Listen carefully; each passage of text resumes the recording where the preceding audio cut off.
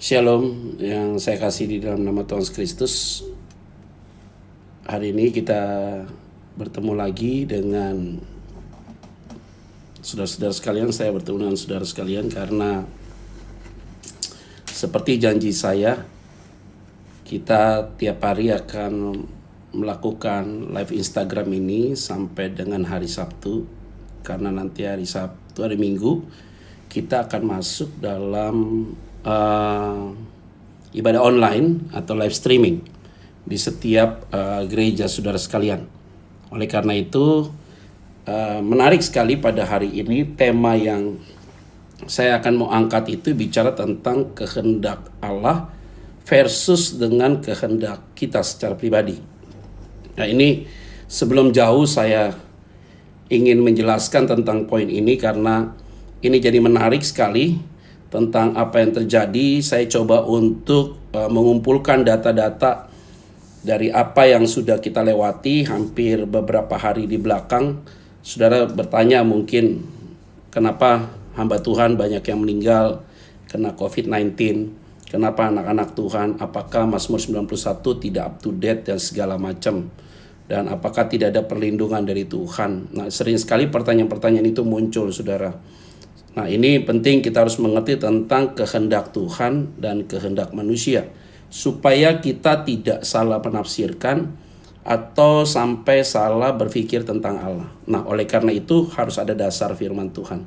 Saya mau mengajak kita sebelum kita memulai, kita berdoa dulu. Bapa, terima kasih.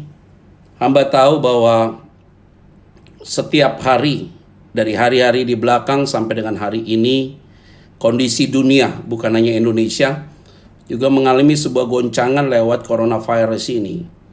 Sehingga orang bertanya terus tentang kehendak Engkau ya Bapa. Apa yang Tuhan mau dengan peristiwa hari ini, sehingga kami dapat mencernanya, kami mengertinya dengan tepat Tuhan. Oleh karena itu ya Bapa, baik dalam setiap pergumulan kami yang kami hadapi hari-hari ini, baik dalam rumah tangga kami, baik dalam pribadi kami, hubungan kami dengan sesama kami juga sedang bertanya pada Tuhan. Begitu juga mungkin dengan usaha bisnis kami, dengan pelayanan kami sedang bertanya sama Tuhan. Oleh karena itu ya Bapa, sebelum kami berbicara jauh panjang dan nanti firman Tuhan ditabur dan semua dalam urapan Tuhan, sehingga ketika firman Tuhan disampaikan, mereka yang mengikuti live Instagram ini mengalami lawatan dari Tuhan. Mereka yang ada di rumah, mereka yang menyaksikan live Instagram ini, hamba yakin mereka diberkati dan dilawat oleh Tuhan. Karena itu kuduskan aku Tuhan dan kuduskan kami semua, supaya karya Allah nyata bagi kami pada malam hari ini sepanjang 1 jam ke depan ini. Dan kami akan lanjutkan dengan tanya jawab, sehingga ini juga membuka pemikiran kami untuk lebih luas lagi mengerti tentang pikiran Tuhan. Di dalam nama Tuhan Yesus Kristus, kami berdoa dan mengucap syukur. Haleluya. Amin. Nah, saudara-saudara, tema ini menjadi menarik, yaitu bicara tentang kehendak Tuhan versus kehendak sendiri atau kehendak kita. Nah, kita maunya begini, kehendak saya ya kehendak Tuhan. Kehendak Tuhan ya seperti kehendak saya, itu si egois namanya ya. Sering sekali kita mau hal-hal demikian itu terjadi. Tapi Tuhan juga selalu memberikan dalam konteks perjanjian baru, perjanjian lama, itu jelas sekali. Rancanganmu bukan rancanganku, gitu ya. Jalanmu bukan jalanku. Itu dalam Yesaya 55, saudara. Nah, seperti tinggi langit dari bumi. Jadi ada satu perbedaan, saudara. Kalau kita tarik ke Yeremia 29, bahwa rancangan-rancangan Tuhan adalah damai sejahtera, tidak pernah mendatangkan kecelakaan. Tapi ini konteksnya berpikirnya dalam konteks Allah sebagai fokus. Nah, ini penting. Jadi kalau Allah sebagai fokus itu, yang kita tahu adalah pikirannya Allah, bukan pikirannya kita. Jadi Allah itu sebagai sumber, sebagai pusat dari otoritas kehendaknya itu sendiri. Nah, sedangkan saudara itu bisa harus mengertinya bahwa kita ini adalah pribadi yang punya kehendak bebas. Sedangkan kehendak bebas itu dibagi dua. Kehendak bebas before dan after. Apa artinya before dan after? Before, sebelum kamu bertobat. Kehendak bebasmu, bebas kamu gunakan Tetapi tidak ada perasaan bersalah. Kebebasan itu tidak ada aturan mainnya, karena belum ada Kristus dalam dirimu. Nah, ketika engkau mengenal Tuhan secara pribadi, kehendak bebasmu itu adalah kehendak bebas yang sudah ada aturan mainnya. Kemarin saya sudah jelaskan, aturan mainnya adalah Roh Kudus ada dalam hatimu. Roh Kudus yang ada dalam hatimu itulah sebagai satu bagian penting Allah dalam dirimu untuk mengontrol hidupmu untuk lebih hati-hati. Lihat baik-baik. Kalau engkau sebelum mengenal Tuhan, before, ya, kehendak bebasmu itu adalah kehendak bebas yang serampangan. Jadi kamu hidup di dalam dosa, gitu ya. Tapi ketika engkau sudah di dalam Tuhan, kemungkinan kamu bisa jatuh dalam dosa, tapi tidak lagi hidup di dalam dosa. Beda loh. Kalau jatuh pun tidak sampai tergeletak, ada tangan Tuhan yang kuat menopang saudara. Nah, ini menarik sekali, saudara. Nah, oleh karena itu kalau kita bicara tentang kehendak Tuhan dan kehendak kita, sudah bilang, Pak, beda-beda tipis loh, Pak. Antara suara Tuhan dengan suara kita beda tipis. Enggak, saudara. Kalau saudara setelah baca firman Tuhan ini yang akan saya paparkan, engkau akan lihat perbedaannya, ini kehendak Tuhan atau ini bukan kehendak Tuhan. Karena langsung saya memberikan gambaran, saudara. Ya, kalau kehendak Tuhan begini, kalau kehendak kamu begini. Jadi langsung kita buat garis lurus nih, saudara. Tidak ada main di dunia yang bedanya beda tipis. Orang bilang Betty nih beda tipis. Enggak sih. Ini jaraknya luas banget jenjangnya. Nanti akan kelihatan perbedaan itu. Nah, di dalam Alkitab, saudara, ada cerita-cerita tentang hal itu. Nah, saudara, mungkin nanti kita akan bicara tentang teman hidup, rumah tangga kita, kenapa kita divorce dan menikah lagi, dan segala macam. Itu kompleks sekali, saudara. Apa pacarmu yang sekarang hari ini kehendak Tuhan? Apa coronavirus ini kehendak Tuhan? Apakah hamba Tuhan kalau mati atas kehendak Tuhan? Dan segala macam, saudara. Ini yang harus kita rubah paradigma kita supaya pada malam hari ini kita ketemukan konklusi, saudara.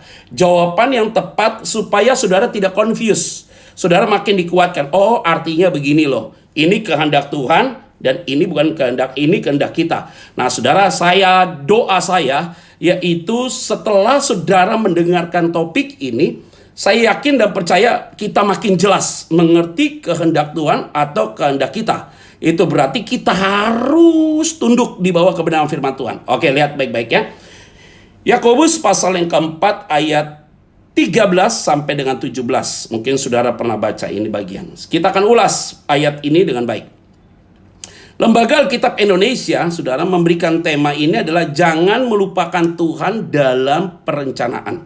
Sebenarnya sudah dikasih kata kunci sih, jangan melupakan Tuhan dalam perencanaan. Ya, jadi planning kita nih.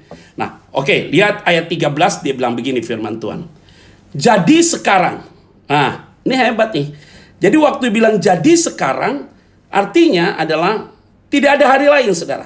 Jadi sekarang, today nih, saudara. Not tomorrow. Jadi sekarang, kalimatnya adalah bentuknya sekarang, saudara. Jadi kita mau mengerti ini tentang kehendak Tuhan nih. Jadi sekarang. Nah, kalimatnya.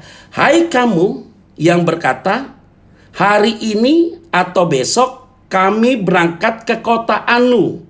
Dan di sana kami akan tinggal setahun dan berdagang serta mendapat untung. Saudara tahu ayat ini apa artinya? Kalimat yang menarik nih, saudara. Jadi sekarang, hai kamu yang berkata, hari ini atau besok kami berangkat ke kota Anu dan di sana kami akan tinggal setahun dan berdagang serta mendapat untung. Saudara mengerti artinya apa? Orang yang berjalan dalam kehendak Tuhan itu punya rencana yang baik sekali, saudara. Jadi orang itu tidak geradak geruduk, saudara. Jadi kalau saudara lihat ya, kesan yang saudara tangkap ini kayaknya Pak Jokowi ini kok lambat ya untuk mengeksekusi. Hati-hati loh, di Indonesia ini segala sesuatu politik loh, saudara. Penyakit dibuat jadi politik, agama dibuat jadi politik. Ini masalah nih di negara kita nih, jarang ada orang yang tulus sekali, saudara. Sehingga setiap orang harus mempunyai perencanaan tuh yang mateng, saudara. Orang main lockdown aja segala macam. Dampaknya tuh akses ke sosialnya bagaimana, politiknya bagaimana, budayanya bagaimana. Itu masif kalau terjadi kekacauan yang luar biasa sekali, saudara. Kita percayakan kepada pemimpin. Artinya apa? Segala sesuatu harus direncanakan dengan matang. Hidup kita juga begitu. Jadi kita nggak bisa, saudara, mau nikah besok. Nggak bisa begitu. Enak aja kayak mengambil perempuan di pinggir jalan. Gue pengen nikah besok, Pak. Saya dilamar sama orang. Kamu kenal dari mana orang itu? Nggak bisa begitu. Sudah pasti itu kehendakmu. Kalau kehendak Tuhan itu punya perencanaan yang matang, saudara. Usaha bisnis juga gitu, jangan asal ngomong sama orang, oke, gue taruh deh, invest di situ. Itu enggak, itu kedagingan sudah pasti. Pikir macam-macam, pikir dengan jernih dulu, telaah dengan benar, analisa dengan matang, segala sesuatu dengan matang. Itu hebat. Dia bilang apa? Hari ini atau besok kami pergi ke kota Anu, ke kota itu. Di sana kami akan tinggal setahun dan berdagang serta mendapat untung. Ini orang kalau berjalan dalam kehendak Tuhan itu apa? Punya perencanaan yang matang dan punya strategi yang matang. Wah, itu hebat sekali.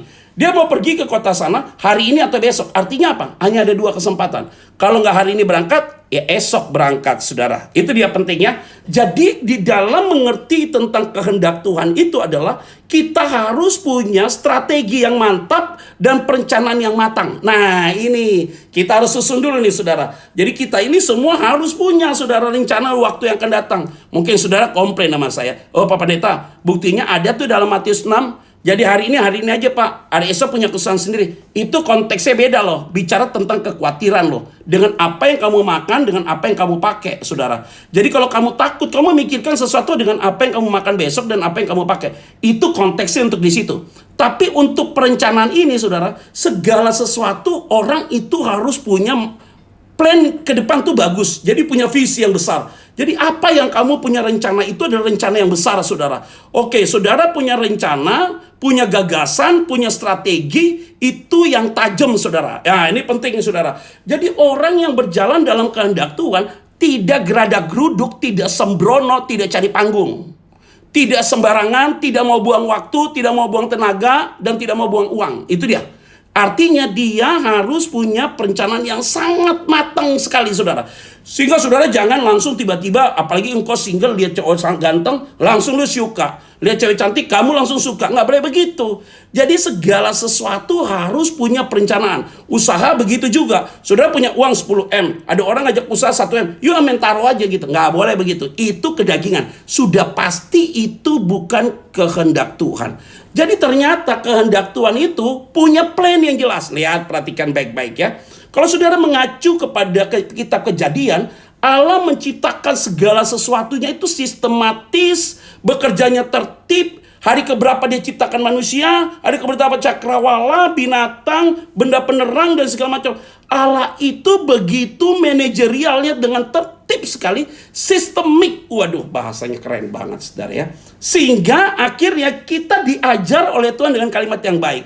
Jadi hari pertama dia ciptakan, hari kedua dia ciptakan, ketiga dia ciptakan, terus sampai dengan hari ke-6, hari ke-7 baru dia istirahat. Ini yang keren. Artinya apa? Kalau berjalan dalam kehendak Tuhan, ada waktunya bekerja, tapi ada waktunya istirahat. Itu dia. Jadi hari-hari ini, saudara, saya bersyukur sekali. Saya mengklaim bahwa saya dan saudara, saudara saya nggak tahu ya, saya dulu ya. Saya yakin bahwa hari ini saya sedang berjalan dalam kehendak Tuhan.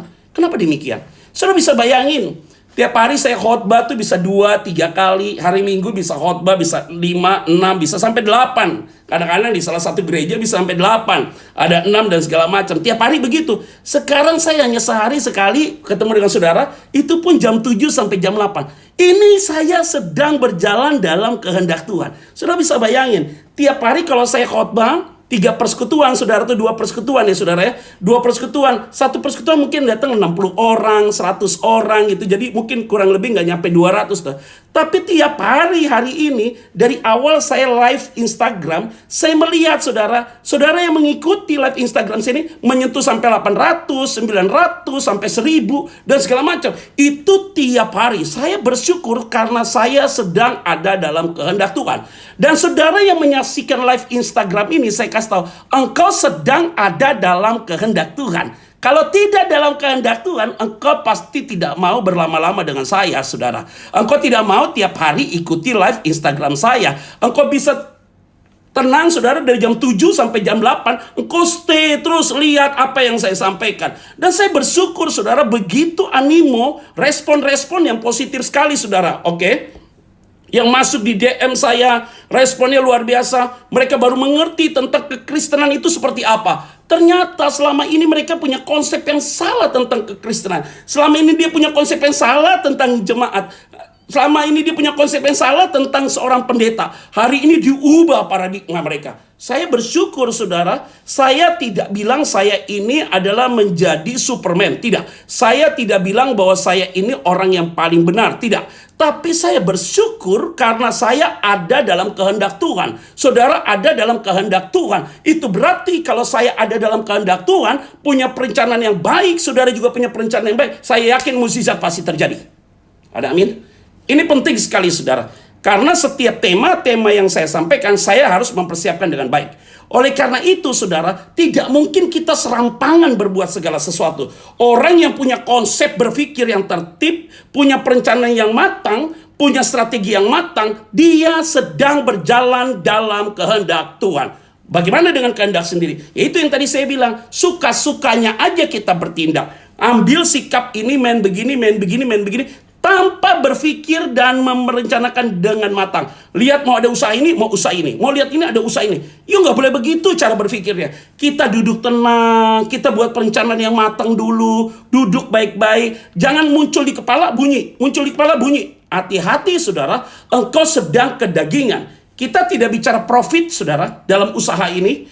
Tapi kita bicara dalam kehendak Tuhan. Kendati di ayat 13 dia bilang begini, hari ini atau besok aku pergi ke kota Anu dan aku akan tinggal di sana, yaitu 1 tahun untuk berdagang supaya mendapat untung.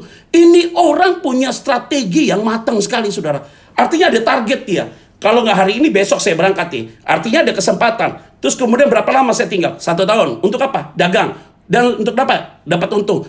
Nah itu berarti kalau 1 tahun dia berdagang tidak dapat untung, dia balik. Nah ini menarik saudara, artinya kita ini harus punya pola pikir seperti apa yang Allah mau saudara. Kalau tidak kita jadi masalah benar. Nah Allah itu merencanakan segala sesuatu dengan baik sekali. Dia merencanakan dengan tertib sekali saudara. Lihat saudara, kalau baca dalam kitab Bilangan, Imamat dan segala macam saudara, cara Allah mengajarinya itu luar biasa. Atau saudara kemarin kita bahas tentang Batra Nuh. Cara Tuhan memerintahkan Nuh untuk bangun batra itu saudara, 1 angka pun tidak boleh meleset. Sekali meleset, you nggak bisa atapnya dibangun dengan baik. Itu berarti Allah kita itu adalah Allah yang sangat detail saudara. Punya perencanaan yang matang dan punya konsep yang akurat dan punya strategi yang tajam. Oleh karena itu saudara yang saya mau kasih dalam nama Tuhan Yesus Kristus, mulailah kita hari ini dalam masa karantina kita hari ini, ambil waktu berdiam diri saudara. Ini bersyukur sekali saudara ada waktu tenang, diam, istirahat, pita suaramu dijaga, fisikmu. Mulai saudara, saya bisa tidur siang kadang-kadang. Waduh senang sekali saya. Bangun, berjemur, sampai hitam nih kulit belakang. Oh Tuhan, gelap nih sebentar lagi nih. Belakang hitam dan segala macam. Wah, udah masih bisa makan sehat, makan buah, jus, segala macam vitamin. Hidup saya sehat sekali saudara. Saudara juga sehat, saudara merasa nyaman sekali, pikiranmu jadi tenang sekali saudara. Nonton, saya nggak mau baca berita, nonton berita saudara. Saya nonton yang lucu-lucu aja saudara. Atau tentang apalah, pokoknya yang menarik lah saudara. Saya tidak mau memberatkan pikiran saya. Karena kenapa? Di suasana seperti ini kita harus lebih rileks. Sekian tahun saya melayani, kurang lebih hampir 23-24 tahun saudara saya melayani saudara. Dari awal sekolah teologi sampai dengan hari ini, terlalu banyak pikiran yang dipakai untuk berpikir dengan luar biasa. Sekarang dibawa cooling down dulu, tenang dulu, sejuk dulu. Mulai ada waktu diam, intimacy dengan Tuhan, merenungkan kebaikan Tuhan, baru lihat kebesaran-kebesaran Tuhan dalam hidup kita itu seperti apa saudara. Nah ini penting sekali. Poin yang kedua, untuk mengerti antara kehendak Tuhan dan kehendakmu. Kalau kehendakmu, sudah pasti kamu tidak punya perencanaan yang matang. Main usaha aja. Tidak ada perencanaan yang matang. Tidak dihitung. Kita bilang apa? Dia bilang begini, ingat ya, kalau bangun rumah itu hitung dulu anggarannya. Jangan sampai kalau bangun tiba-tiba duitnya nggak cukup. Lu malu nanti diketawain orang, duitmu nggak cukup. Jadi segala sesuatu dihitung dengan baik, cermat, baru kita mengerti tentang kebaikan Tuhan. Yang kedua, saya kasih tahu buat saudara. Ayat 14 firman Tuhan bilang begini. Sedang kamu tidak tahu apa yang akan terjadi besok. Wah ini hebat nih. Apakah arti hidupmu itu? Hidupmu itu sama seperti uap yang sebentar saja kelihatan lalu apa? Lenyap. Jadi yang kedua adalah mengerti kehendak Tuhan dan kehendak sendiri itu apa? Kalau kehendak Tuhan punya perencanaan, punya strategi yang matang. Tapi di satu sisi poin yang kedua, sadar diri bahwa hidup kita ini terbatas. Hidupmu itu sebentar saja, seperti uap yang sebentar saja lenyap dan kemudian hilang begitu saja. Itu berarti saudara, saya kasih tahu. Poin kedua, engkau berjalan dalam kehendak Tuhan adalah kamu sadar bahwa tinggal di dalam dunia ini sebentar. Itu berarti jangan sekali-kali hidupmu itu terlalu ambisius. Itu yang masalah. Punya ambisi itu bagus. Menjadi ambisius itu dosa. Orang kalau nggak punya ambisi bahaya, tapi kalau ambisius terikat dalam kedagingan. Nah, orang yang berjalan dalam kehendak dirinya, dia ambisius, yaitu ngotot, saudara. Dia lupa bahwa hidup dia itu sebentar saja, lenyap, langsung hilang. Oleh karena itu firman Tuhan ini jelas sekali, saudara. Boleh punya perencanaan luar biasa. Saya mau jujur, saudara, jadwal saya untuk sampai dengan tahun 2000 ini, 2020 habis, saudara. Udah nggak ada. Tapi semua pelayanan akhirnya di-cut oleh Tuhan. Siapa yang tahu, saudara? Semua satu persatu dari bulan ini sampai dengan bulan April diberhentikan, dihabiskan dulu. Nggak boleh ada pelayanan lagi. Siapa yang tahu, saudara? Tapi Tuhan itu baik ya, saudara. Karena kenapa? Kita itu diajar Tuhan untuk tertib dalam segala hal. Saya orang yang saling bahagia sekali, saudara. Tidak punya utang dengan bank, tidak punya utang dengan orang, sehingga saya menikmati saya. Gaya hidup saya juga bukan gaya hidup yang glamorous dan mewah. Seenaknya aja dapat berkat, menikmati makan. Jadi oke, menikmati, saudara, dengan kalimat-kalimat ini. Oleh karena itu saya mau kasih tahu buat saudara dan saya, kita ini terbatas, bos. Kita ini tidak akan mungkin hidup selamanya. Ada batasannya. Sekuat apapun kita, selesai juga kita. Itu berarti hari ini saudara udah mulai berpikir dengan baik, saudara. Jadi kalau ada hamba Tuhan yang kena COVID-19, yuk jangan bilang tuh orang dikutuk oleh Tuhan. Yuk hati-hati ngomong begitu ya. Kamu jangan ngomong negatif tentang hal itu ya. Hati-hati loh, saudara. Masih ingat dengan Elisa ya. Elisa itu dengan perkataannya membuat Naaman itu disembuhkan, saudara. Suruh celupkan di sungai Yordan 7 kali. Tapi ingat, Elisa mati karena penyakit ya, saudara ya. Ingat baik-baik loh, saudara. Elisa mati karena penyakit, saudara. Tapi uniknya ketika Elisa itu mati karena penyakit, waktu dia meninggal, ada orang yang mati, lihat kuburan Elisa, tulangnya itu dilempar tuh orang yang mati, kena tulang Elisa, bangkit, saudara. Hati-hati loh, saudara. Jangan menghakimi segala sesuatu. Biar Tuhan yang menjadi penghakim. Siapa yang menghakimi orang, kamu akan dihakimi. Siapa yang melihat selumbar di mata saudaramu, engkau balokmu lebih besar. Oleh karena itu, orang yang sedang berjalan dalam kehendak Tuhan, dia sadar bahwa hidupnya itu adalah seperti uap yang sebentar saja lenyap, saudara. Oleh karena itu, engkau mau pertahankan hidupmu seperti apapun juga kalau sudah waktunya lewat, bos. Maka saya bilang, kalau sudah ada waktunya lewat, maka kita hari ini menjaga diri kita bagus ya. Tapi jangan terlalu berlebihan, saudara. Terlalu berlebihan, worry, lewat kamu.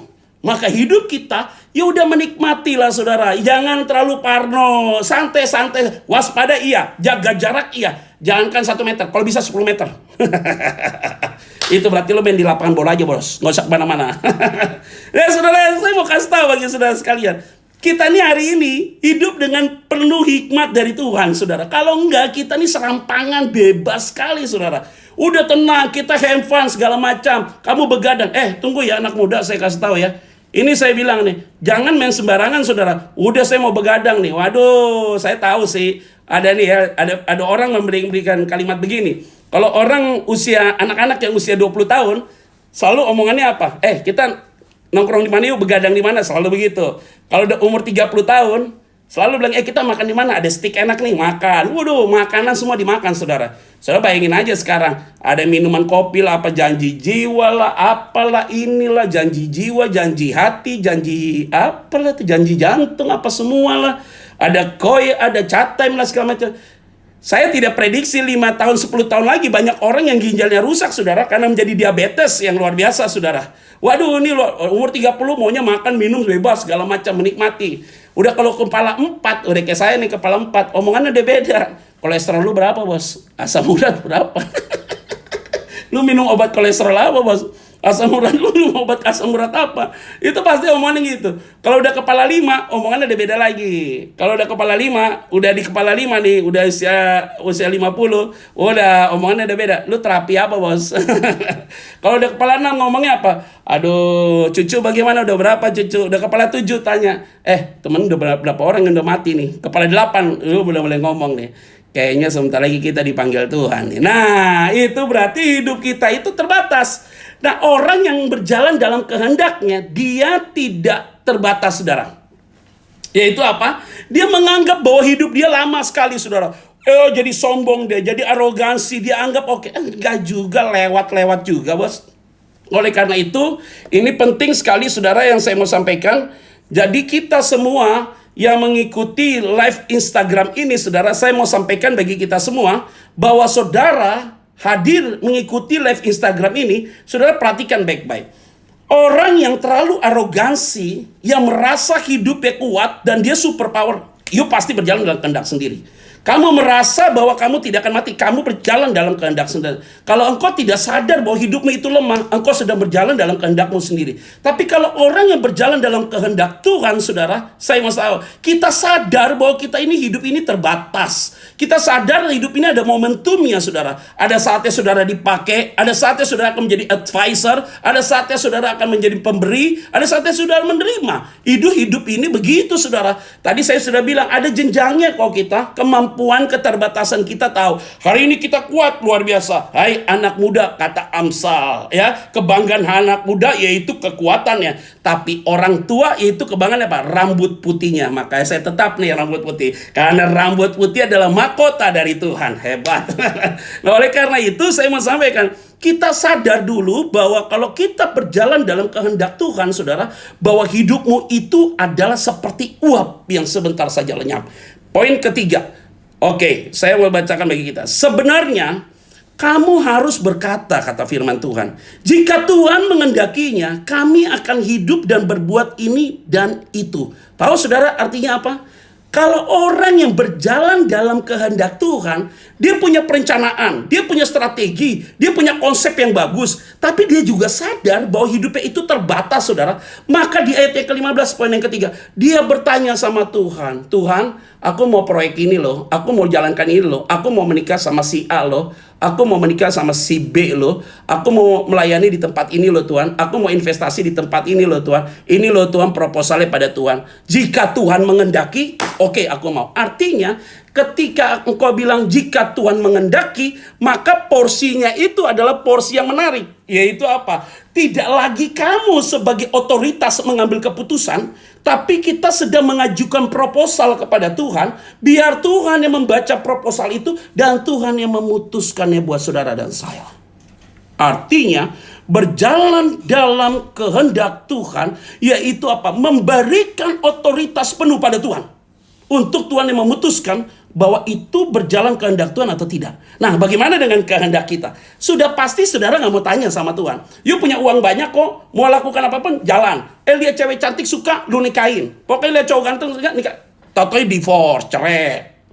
Waktu nikah pukul-pukulan, hajar-hajaran. Karena kenapa? Nggak jaminan, bos. Mau dia cantik, mau dia ganteng, nggak jaminan, saya kasih tahu. Tanya sama Tuhan. Maka pentingnya engkau tanya sama Tuhan. Tidak boleh lihat fisik. Benar fisik itu penting. Tapi dia takut Tuhan atau tidak. Kalau memang dia dari Tuhan, saudara berani berdoa begitu nggak? Kalau saudara masih pacaran. Kalau memang dia dari Tuhan, engkau berani ngomong nih. Tuhan memberikan hatiku ini makin mencintai dia dengan baik, dengan tulus. Tapi kalau bukan dari Tuhan, ini cewek atau ini cowok, saudara harus berani berdoa ini. Matikan rasa cinta saya buat dia. Dan saya tidak ada rasa kangen lagi sama dia. You good, itu baru top. Berani gak kamu jawab begitu? Berani gak kamu hari ini minta tanda sama Tuhan bahwa engkau sedang berjalan dalam kehendak Tuhan atau tidak? Mungkin orang bertanya sama saya, Pak, bagaimana dengan orang yang sudah diberkati dalam gereja? Apakah itu kehendak Tuhan? Bisa ya, bisa tidak. Kok bisa begitu? Ya, karena banyak orang yang diberkati di gereja pulang selesai itu ribut dan cerai. Apa boleh, Pak? Kehendak Tuhan tidak boleh begitu, saudara.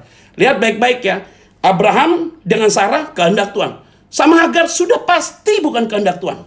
Kenapa begitu? Karena selalu ada keributan. Itu masalahnya. Karena orang yang hidup di dalam kehendak Tuhan tidak mungkin ribut. Kalaupun ribut, ada masalah dalam rumah tangga, selalu ada jalan keluar. Nah, ini penting, saudara. Saya mau kasih tahu bagi saudara yang menyaksikan live Instagram hari ini. Jadi kita poin yang pertama adalah punya perencanaan, konsep yang jelas, strategi yang jelas. Poin yang kedua, kamu sadar bahwa kita hidup terbatas. Ini bicara dalam kehendak Tuhan. Dan ketiga, orang yang berjalan kehendak Tuhan, proposal sudah disampaikan pada Tuhan, Tuhan yang memutuskan sesuai dengan kehendaknya, bukan kehendak saya dan kehendak saudara. Tapi orang yang tidak berjalan dalam kehendak Tuhan, dia berjalan dalam kehendak sendiri, sudah pasti yang pertama, tidak pakai perencanaan, suka-sukanya saja. Yang kedua, saudara, menganggap hidupnya tidak akan pernah habis dalam dunia ini.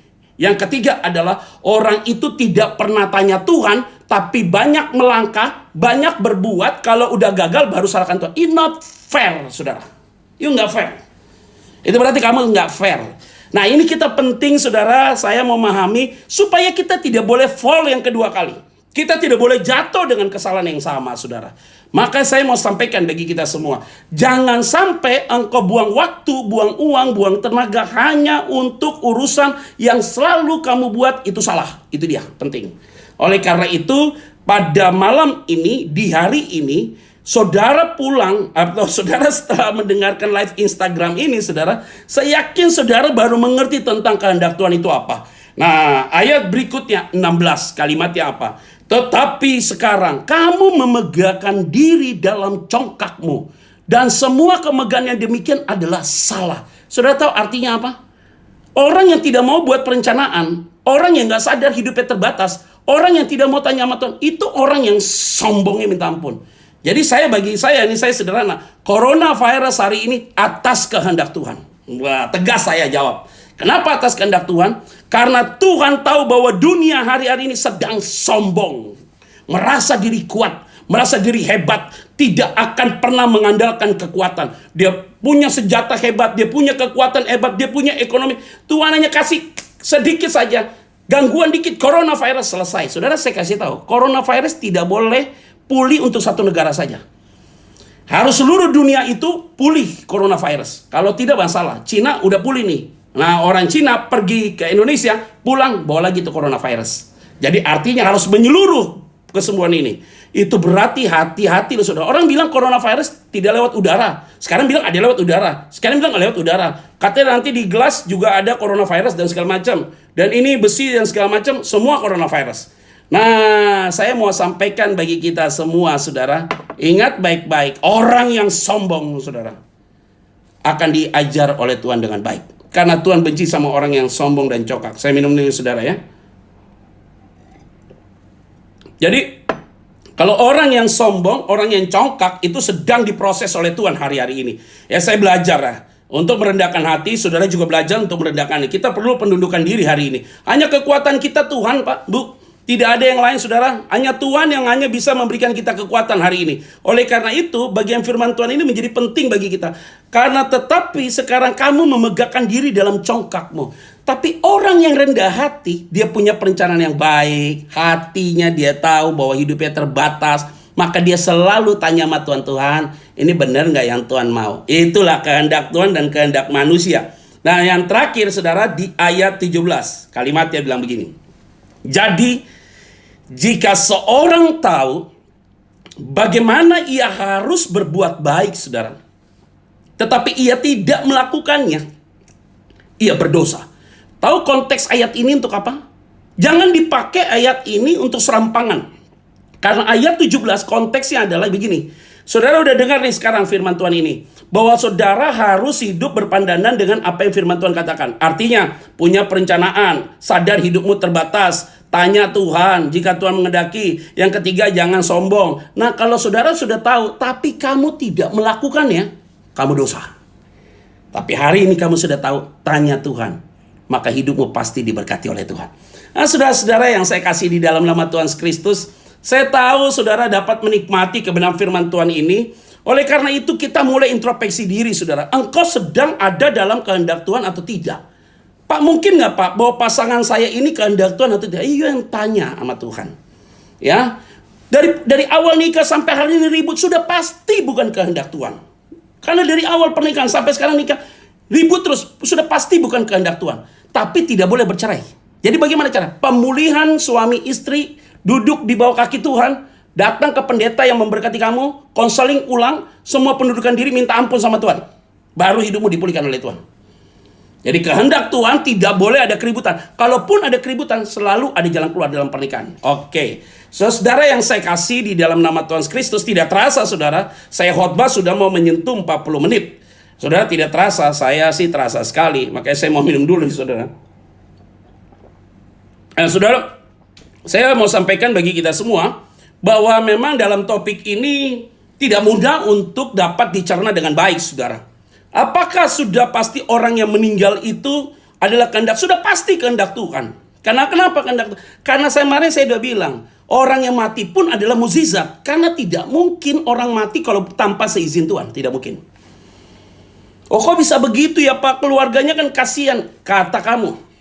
Itu berarti Tuhan punya rencana. Pak, kenapa hamba Tuhan itu kok dipanggil Tuhan? Karena Tuhan tahu jangan-jangan dia besok-besok bisa sakiti hati Tuhan, dia bisa sangkal Tuhan. Lebih baik hari ini dipanggil oleh Tuhan. Siapa yang tahu? Hanya Tuhan yang tahu. Saya tidak boleh tafsirkan. You tidak boleh judging orang. Maka saya bilang ini, yang keputusan kita untuk menentukan orang itu salah adalah bukan saudara, tapi hanya Tuhan.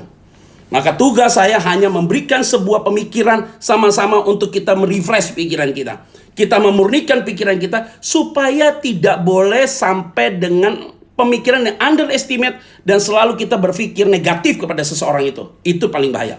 Nah, saudara-saudara, sudah ada beberapa pertanyaan yang sudah masuk Q&A. Tadi pagi saya baru buka ruang untuk Q&A atau ruang pertanyaan ini dan nggak nyampe lunch, pertanyaan sudah cukup kuotanya karena saya tidak mau banyak-banyak. Ini tidak sampai 50, hanya 40-an. Saya akan mau menjawab untuk sisa waktu yang ada nih saudara. Kurang lebih karena Instagram hanya bisa 1 jam saja untuk live ini. Kalau ada 1,5 jam saya akan tancap untuk 1,5 jam. Tapi cukuplah 1 jam aja. Nanti besok kita akan masuk lagi dalam tema yang berbeda. Saudara, yang penting saudara semua setelah mengikuti Instagram live ini, cara pola pikirmu, hatimu semakin hari semakin berbeda dan semakin diubah oleh Tuhan. Shalom Pak Petra. Iya, oke. Pak Pendeta, oke, saya sering mendengar pendeta-pendeta khotbah yang berkata jika kita mengharapkan sesuatu imani saja, percaya saja bahwa kita sudah menerimanya. Itu firman yang ngomong, bukan dia yang ngomong. Tapi bagaimana jika yang kita imani tidak sesuai dengan kehendak Tuhan? Dan kita tidak tahu tentang hal itu. Tuhan tidak berkehendak. Bukankah akan sia-sia kita beriman dan terus-menerus mendoakan? Makanya tadi saya sudah bilang lewat ayat ini. Kalau kamu berdoa, saudara, minta maaf. Jangan pakai kemauanmu itu dipaksa kepada kehendak Tuhan. Ini nggak boleh itu. Minta nih kita beriman. Contoh, saya minta Tuhan gelas ini Tuhan. Oke, kamu beriman dapat gelas ini saudara. Oke, tiba-tiba Tuhan nggak jawab gelas ini. Kamu jangan sekali-kali teruskan doa itu lagi. Itu berarti jawaban Tuhan itu bukan kehendak Tuhan. Karena kamu akan diberikan botol, 3 gelas. Itu loh cara Tuhan. Jadi kalau kita sudah berdoa minta tanda sama Tuhan, Tuhan gak kasih, yuk jangan paksa. Karena kenapa? Itu sudah kedagingan kita. Jangan-jangan ambisius saudara. Ambisi boleh, ambisius yang tidak boleh. Sengaja saudara ya, saya matikan ruang komen ini, nanti akan saya sampaikan. Oke, sekarang saya akan buka ruang komennya lagi. Saudara tolong komennya yang mengarah kepada ini jangan curhat ya. Oke, saya akan buka ruang komen. Karena tadi waktu saya sampaikan firman Tuhan agak terganggu saudara. Yang kedua, Pak, bolehkah kita berdoa agar orang tersebut menjadi jodoh kita? Boleh, boleh saudara berdoa. Tapi masalahnya, saudara berdoa supaya dia jadi jodohmu. Tapi jangan paksa, saudara. Kalau memang dia tidak suka, itu berarti itu bukan jodohmu. Oke, bagaimana kita tahu seseorang itu untuk kita atau bukan? Berdoa, minta tanda sama Tuhan. Kalau Tuhan berikan dia hati, memang nanti ada saatnya baru kamu akan berikan jawaban. Oke, lihat ya. Selain berikutnya, selain mendoakan, bagaimana baiknya menghadapi pria yang punya kepahitan dan luka batin? Nah, saudara nih sebagai seorang perempuan, saya kasih tahu ya saudara. Kalau engkau punya seorang pasangan, saudara, pacar gitu, yang punya kepahitan dan luka batin, pacarmu itu harus dilayani secara pribadi deh. Temui dia, bawa dia ke hamba Tuhan dilayani. Kalau enggak saudara, kalau saudara ini, pacarmu ini, kamu jangan nikahkan nih orang kalau punya kepahitan dan luka batin. Karena kenapa? Yuk selesai nanti di pernikahan. Saya kasih tahu. Orang kalau pasanganmu, pacarmu, dari pacaran kamu udah tahu dia punya kepahitan, luka batin. Yuk jangan cari masalah. Jangan melangkah ke pernikahan. Bereskan dulu dia. Kalau enggak apa? Rusak rumah tanggamu. Karena nih orang akan menjadi orang yang sangat ganas sekali, saudara. Saudara jangan bilang gini ya, aduh enggak deh Pak, nanti kalau udah nikah berubah. Enggak, dia makin parah bos. Gua kasih tahu sama lu. Ini saya udah kasih tahu ya. Shalom Pak, saya mau tanya, jika hubungan selalu gagal, apakah ini kehendak Tuhan? Kalau hubungan selalu gagal, itu berarti Tuhan tidak berkehendak kamu sama dia. Makanya saya bilang, setiap pacaran tanya Tuhan, jangan jawab iya dulu, nih cewek nih. Jadi kalau ada cowok yang suka sama kamu, iya aku juga mau. Ya kamu gagal mulu. Kalau ada cowok datangnya mau suka sama kamu, berdoa dong. Minta dong, Tuhan kalau memang dia dari Tuhan, berikan hubungan kami benar Tuhan. Tidak salah Tuhan. Supaya kami bisa mengerti apa yang Tuhan mau. Nah, berani harus ngomong begitu saudara. Jadi saudara harus bicara dengan bahasa yang lugas saudara. Jangan menerima orang itu dulu untuk jadi pacarmu. Jangan. Berdoa dulu kalau memang dari Tuhan, Tuhan akan kasih damai buat kamu. Jangan nafsu, dia anak orang kaya, ganteng lagi, kaya lagi. Aduh udahlah, gua kasih tahu, ganteng kaya nggak jadi jaminan bos. Nanti kalau udah nikah beda lagi ceritanya. Nggak ada jaminan tuh, mau ganteng kaya makin brengsek iya. Kalau dia nggak takut Tuhan, brengsek dia. Saya kasih tahu sama saudara, kamu akan dibuat seperti bola, dibuat sama dia. Nah, saya kasih tahu ya. Ini seorang perempuan nih, saya kasih tahu nih bos. Apakah yang terjadi dalam hidup kita ini yang menurut Tuhan baik, meski kita rasa tidak baik? Ya memang begitu saudara, karena kenapa? Kamu merasa bahwa ini kehendak Tuhan, menurutnya baik, menurut kamu tidak baik. Enggak, Tuhan baik dan dia tetap baik. Karena menurut kamu kan, maka dagingmu harus dibuang. Cukup ya. Pak pengen melayani Pak di saat seperti ini. Ini seorang perempuan. Bisa nggak dengan cara apa ya Pak? Mau nggak? Kamu mau melayani dengan saat gini? Bantu saya berdoa setiap live Instagram. Setiap live Instagram kamu doakan saya supaya ada dalam urapan Tuhan. Kamu mau nggak tetap doakan tuh pasien-pasien, dokter, perawat semua didoakan. Doakan tuh bangsa ini, itu adalah pelayanan. Pelayanan tidak hanya tindakan praktis saudara, tapi doamu adalah bagian dari pelayanan. Oh mungkin kita punya uang, yuk bisa give buat orang yang tolong sana, buat baju APD dan segala macam, good, bagus. Lakukan yang terbaik ya. Ya doakan saya juga nggak apa-apa setiap pelayanan, supaya Tuhan pakai saya terus ya. Itu adalah bagian juga dari pelayanan. Pak, saya ketakutan tentang hari esok, berdoa. Itu berarti ada masalah dalam dirimu. Kalau engkau punya hubungan baik dengan Tuhan, tidak perlu takut ya. Karena hari esok hanya Tuhan yang punya. Bagaimana kita tahu rencana Tuhan tentang teman hidup? Nah, ini penting. Tadi saya udah bilang. Nih ada nama si A, si Butet lah namanya dia. Siapa lah itu Butet apa siapa lah itu. Pokoknya si B lah, C lah, D lah. Lu berdoa sama Tuhan. Tuhan, kalau memang ini dari Tuhan, berikan rasa cinta buat saya. Jadi tanya lo sama Tuhan. Jangan karena pokoknya gini deh. Jangan lihat dia tertipu dengan penampilan muka. Jangan ditipu saudara. Pernikahan tidak hitung 1-2 hari bos, sampai mati. Gua kasih tahu lo. Cantik-cantiknya dia bangun tidur juga bau juga bos. Gua kasih tahu. Ya, ada juga nanti jeleknya lu nyesel. Ganteng-gantengnya juga ada jeleknya juga. Kalau udah nikah tuh beda ceritanya. Ekspektasi waktu pacaran sama nikah bisa berbanding kebalik. Jangan sampai menyesal saudara. Oke. Pak, 2 kakak saya menikah beda agama. Dan orang tua saya pun juga. Apakah ini dapat disebut dengan kutuk? Tidak. Karena kenapa 2 kakakmu menikah beda agama? Karena punya contoh. Yaitu siapa? Papa mamamu. Makanya jadi orang tua jangan kasih contoh yang gak baik. Kita yang nikah sesama anak Tuhan aja ribetnya minta ampun. Mau beda agama lagi saudara. Pasti terjadi konflik yang besar sekali. Nah ini penting sekali dengan hal yang ini ya. Itu berarti contohnya tidak baik, pasti menghasilkan yang tidak baik juga. Ya, lihat. Shalom Pak Petra, bagaimana cari pasangan hidup yang sepandang? Udah tadi saya. Bagaimana cara mengajarkan orang yang tidak percaya Tuhan tapi ingin tahu tentang Yesus? Pertama, saya kasih tahu. Bahwa nama dia dalam hidupmu, doa tiap hari. Jadi setiap hari kamu sebut nama orang ini yang kamu ingin menyampaikan tentang kabar tentang Yesus. Jadi kamu doakan nama si A, kamu doakan terus dia. Nanti biar Tuhan yang mempertemukan kamu dengan dia, baru nanti Tuhan memberikan hikmat untuk kamu sampaikan Injil kepada dia. Ini penting ya sekali ya. Oke. Bolehkah bercerai? Tidak boleh. Sebelumnya menikah bukan secara Kristen, tapi sekarang udah menerima Tuhan Yesus. Oke, jadi begini ya. Saudara dulu agamanya bukan Kristen. Pernah nikah nih saudara. Agamanya bukan Kristen, pernah nikah. Dengan agamamu dulu. Nah kamu udah cerai. Terus kemudian kamu ketemu sama orang Kristen sekarang. Bagaimana Pak? Boleh nikah lagi? Nggak apa-apa. Artinya pemberkatan itu hanya terjadi yang kedua. Yang pertama adalah kamu pernikahan tidak dengan cara Kristen. Karena kamu belum Kristen. Boleh itu terjadi. Perceraian itu boleh terjadi. Sudah terjadi, bukan saya nganjurin kamu harus cerai sama dia, nggak boleh begitu kalimatnya. Jadi saya mau clear dulu nih saudara, kalau engkau menikah dulu waktu kamu belum Kristen saudara, terus kamu bercerai, terus kemudian sekarang kamu udah Kristen nih, takut Tuhan, ketemu dengan orang yang takut Tuhan juga mau menikah, yuk nikah aja nggak apa-apa, diberkati. Tapi ini cerita itu ya, tidak boleh berbeda ya. Oke, lihat baik-baik ya. Bagaimana cara Oke. Pak Pendeta, gimana kita tahu kalau hubungan... Udah tadi saya udah bilang ya. Pak, mengapa ada anak Tuhan yang diizinkan hidup menderita sampai akhir hayatnya? Siapa Bu? Ini ibu-ibu nih, siapa orang itu yang hidup sampai akhir? Biasanya kalau dia anak Tuhan, dia tidak akan menjadi long suffering, tapi short suffering. Contohnya adalah Ayub. Ayub tidak long suffering loh, tapi short suffering. Nah, kalau kita dari awal hidup anak Tuhan sampai dengan akhir, kita susah terus sampai akhir hayat, perlu pertanyakan, saudara, ada apa dengan saudara? Karena selalu ikut Tuhan, selalu ada jawaban. Tapi cara pandangnya tidak boleh bicara materi loh. Ini orang susah Pak, masih ngontrak terus Pak. Itu lain cerita loh.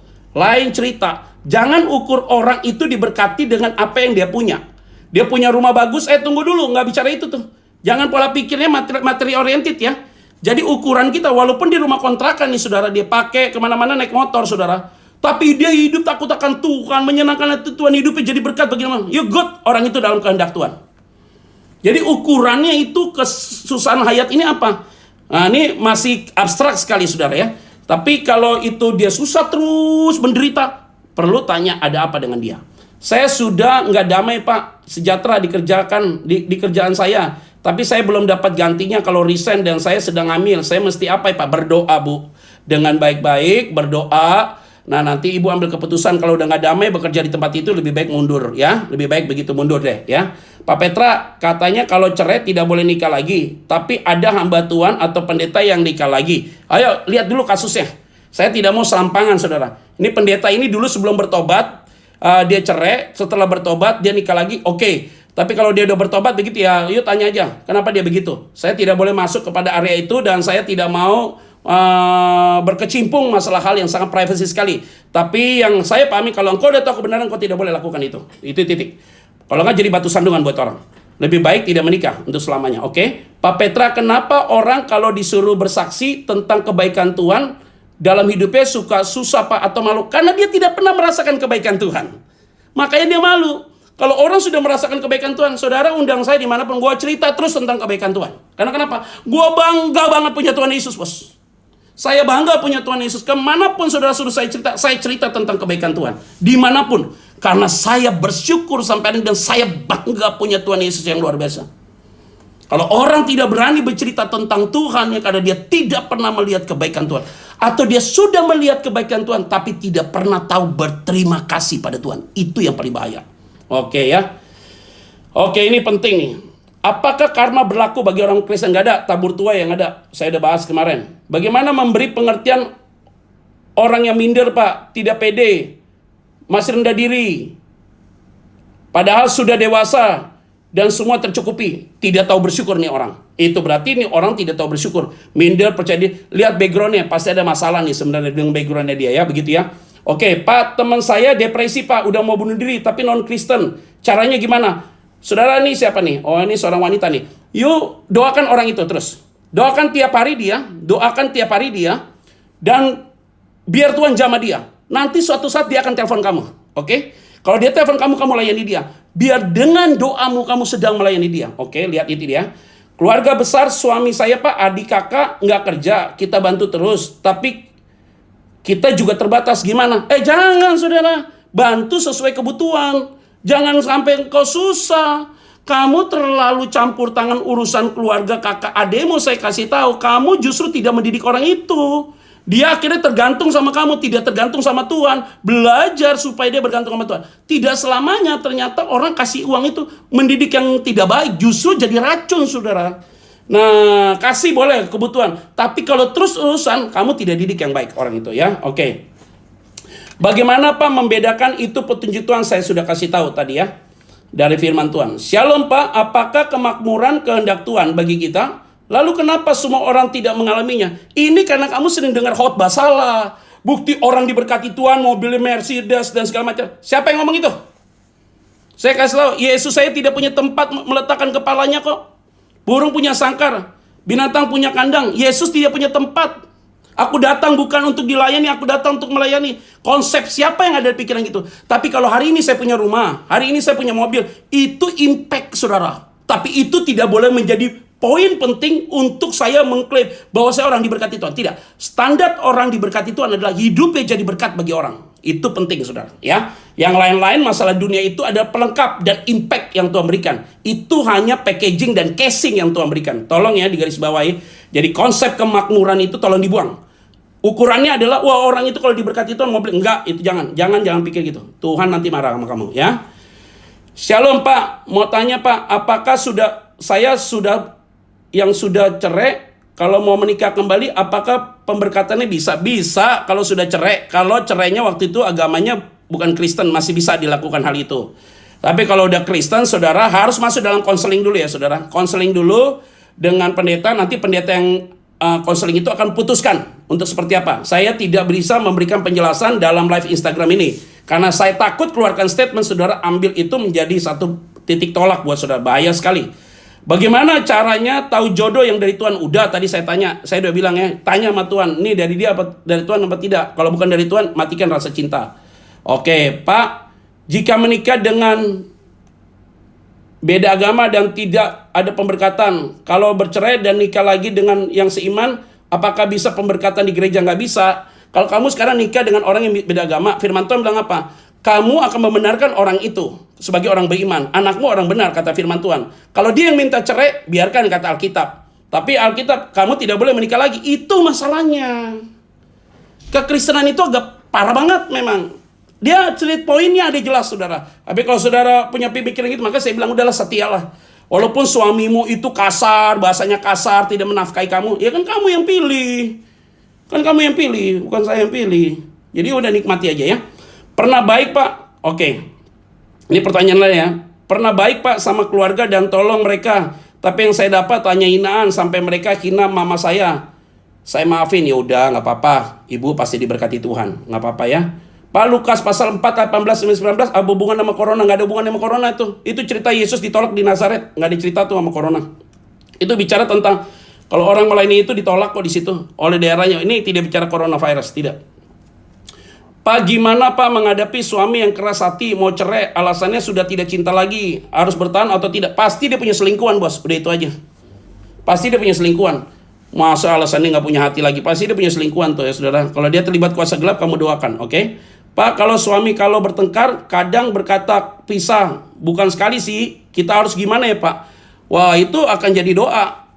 Doakan sebentar, tarik kutuk itu, saudara. Ya, konseling ulang suamimu, rumah tanggamu dikonseling ulang, oke? Lihat, Pak Petra, dalam pekerjaan bagaimana cara kita tahu kalau ini kehendak Tuhan? Tanya sama Tuhan, kalau Tuhan memberikan itu, saudara akan jadi berkat ya. Ketika kita melayani di gereja, apakah ada proses Tuhan yang harus kita lewati? Oh iya, sampai hari ini saya diproses Tuhan dalam melayani Tuhan. Kamu pikir 24 tahun saya melayani Tuhan langsung ada di mimbar? Tidak lah. 10 tahun, 11 tahun itu saya ngais dulu lah, saudara. Ada di desa dan segala macam, ngurusin orang gila, orang-orang pakai narkoba. Baru setelah itu Tuhan kasih lah sesuatu yang baik ya. Ya, Tuhan percayakan dulu lah. Pak, kenapa ya saya bisnis tapi kok kayak begini terus ya Pak? Udah kan tadi saya bilang, tanya Tuhan, makanya harus punya strategi yang tepat. Tadi kalau dengar khotbah saya tahu. Bagaimana Pak mau tanya tentang kelemah lembutan dari seorang wanita? Ya udah, itu berarti baca dalam Galatia ya. Dalam Galatia pasal 5 tuh tentang buah-buah roh. Pak pendeta, apa betul jika lockdown ekonomi sulit lalu microchip 666 mulai digunakan? Aduh, menghayal terlalu jauh deh. Udah tenang aja deh saudara, jangan ngomong begitu, udah santai saja. Pokoknya orang benar akan ditolong Tuhan. Sebelum kesudahan itu terjadi, kamu akan diangkat oleh Tuhan, akan diubah dalam sekejap mata. Hari ini kamu bergaul erat dengan Tuhan. Jangan terlalu menafsirkan capek-capek. Nanti saudara jadi paranoid sendiri. Kita hidup pasti selalu diperhadapkan sama pilihan. Berarti apa Tuhan berkehendak juga Pak memberikan kita untuk memilih? Ya, tapi pemilihan kita adalah atas kehendak Tuhan. Karena kehendak bebas yang kalau ada dalam Tuhan adalah kehendak bebas yang berbobot, yang selalu taat dengan suara Roh Kudus dalam hatimu. Om pendeta, iya ampun, kayak gue nikah sama tantenya nih. Bagaimana menghadapi orang tua yang keblinger bilang apa-apa itu kehendak Tuhan, padahal jelas-jelas dari awal ada yang salah. Ya udah, doakan aja orang tuamu, kamu harus hormati dia, tapi respect sama dia. Tapi kamu lebih taat kepada Tuhan, itu yang paling penting ya.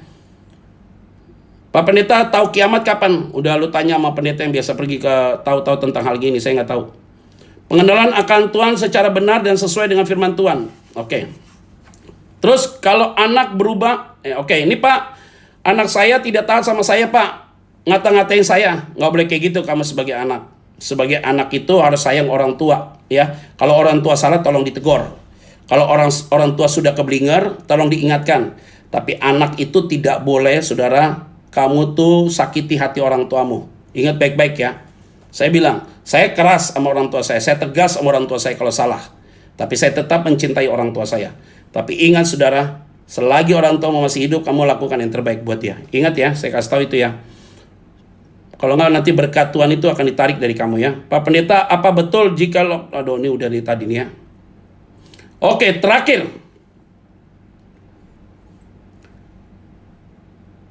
Kalau ini Pak, apakah sekalipun pasangan kita beda agama atau Katolik bisa jadi dia dari Tuhan? Pokoknya dia tidak sangkal Yesus. Tanya Tuhan. Pokoknya kalau rumah tangga dari Tuhan, saudara, saya kasih tahu, ada masalah selalu ada jalan keluar. Saudara udah mengerti ya? Tinggal 3 menit lagi kita akan habis, saudara. Tidak terasa, saudara, 1 jam saya bicara. Dan saudara yang mengikuti live Instagram ini, saya lihat tiap hari itu terus bertambah dan saudara sangat menikmati. Doa saya, saudara diberkati Tuhan. Dan saudara harus tanya sama Tuhan. Maka kesimpulan kita pada malam hari ini adalah ada 4 poin. Orang yang kehendak Tuhan adalah punya perencanaan yang baik, matang, strategi yang jitu. Itu dia kehendak Tuhan. Kalau bukan kehendak Tuhan, dia tidak punya perencanaan. Yang kedua, orang yang ada dalam kehendak Tuhan, saya kasih tahu, dia sadar bahwa hidupnya terbatas. Kalau orang yang tidak berjalan dalam kehendak Tuhan, merasa dia tidak takut, merasa mempermainkan hidupnya, dia pikir hidup dia akan lama. Yang ketiga, orang yang berjalan dalam kehendak Tuhan selalu bertanya sama Tuhan. Yang ketiga, orang yang tidak berjalan kehendak Tuhan tidak pernah tanya sama Tuhan. Ambil keputusan aja, bertindak aja langsung selesai. Dia tidak mau pusing, dia lakukan sesuatu. Udah lempar uang segala macam, habis rugi, udah selesai. Nanti salahkan Tuhan. Yang keempat, saya kasih tahu, orang yang berjalan dalam kehendak Tuhan tidak sombong, tapi belajar masuk dalam kehendak Tuhan, yaitu merendahkan hati. Orang yang berjalan dalam diri sendiri sombong dan merasa dirinya paling hebat. Oleh karena itu, pada hari ini saya mau sampaikan, tanya Tuhan, hari ini engkau sedang berjalan sama Tuhan atau tidak? Suamimu, istrimu, engkau berdoa sungguh-sungguh. Kalau hari ini engkau sering berkelahi, ribut segala macam, tidak ada jalan keluar, minta Tuhan pulihkan saudara. Kutuk diangkat, rumah tanggamu dikonseling ulang, dan engkau pasti diberkati Tuhan. Saya yakin dan percaya, hidup pribadimu pasti akan diberkati oleh Tuhan. Kita akan ketemu esok hari di jam 7 malam lagi, dan saya akan memberikan tema dan Q&A. Biasanya nanti malam atau besok saya akan kasih tahu tema yang tepat, dan saya yakin Tuhan dipermuliakan. Biarlah damai sejahtera Allah menyertai kita, dijauhkan dari virus penyakit. Indonesia diberkati Tuhan, rumah tanggamu diberkati Tuhan, apa yang kau lakukan diberkati Tuhan. Arahkan hatimu dan terimalah berkat Tuhan. Biarlah kasih Allah menyertai saudara, anugerahnya terjadi dalam hidup saudara dan saya. Rohnya tinggal tetap di dalam hidupmu untuk menjaga engkau, menuntun engkau, memperhatikan saudara, bukan hanya sampai hari ini saja, tapi sampai selama-lamanya. Tuhan Yesus memberkati saudara sekalian. Shalom. Kita akan ketemu esok hari jam 7 malam di live Instagram ini, dan biarlah nama Tuhan dipermuliakan. Shalom.